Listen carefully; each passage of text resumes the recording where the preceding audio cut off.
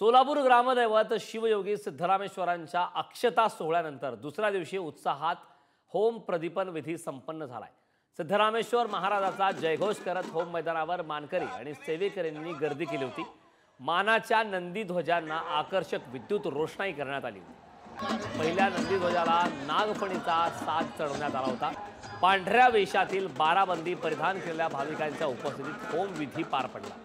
तर होम प्रदीपन विधीतून आढावा घेतलाय आमचे प्रतिनिधी अनिकेत गायकवाड यांनी। समतेचं प्रतीक असणाऱ्या शिवयोगी सिद्धरामेश्वर यात्रेचा आजचा तिसरा दिवस। आज होम प्रतिपादन सोहळा जो आहे तो होम मैदानावरती होत असतानाचं चित्र आपल्याला दिसून येते। सातीही नंदीध्वज जे आहे ते होम कट्ट्यावरती आल्यानंतर ना या ठिकाणी पूजा जी आहे ती संपन्न झाली आणि यानंतर ना बाराबंदीच्या वेशात असलेले सर्व सिद्धेश्वर भक्त जे आहेत संपूर्ण प्रदक्षिणा घालत असताना चित्र आपल्याला दिसून येते।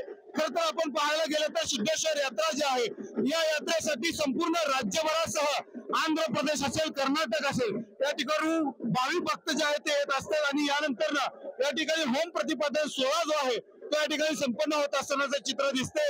या ठिकाणी संपूर्ण सिद्धेश्वर भक्तांकडून प्रदक्षिणा जी आहे ती साती नंदीध्वज जे आहेत ते घालत असतात। वेगवेगळ्या जाती धर्माचे हे नंदीध्वज आहेत, त्यामुळे सिद्धेश्वर यात्रेला हे जे आहे समतेचं प्रतीक म्हणून जे आहे ते संबोधलं जातं। या ठिकाणी आपण जर पाहायला गेलं तर ही जी होम विधी जी आहे ती संपल्यानंतर ना भाकणूक जी आहे ती सांगितली जाते हिरेअब्बू यांच्याकडून।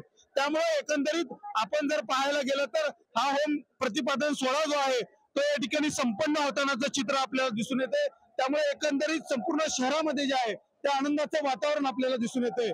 कॅमेरा पर्सन तौसिफ शेखचा अनिकेत गायकवाड, पुढारी न्यूज, सोलापूर।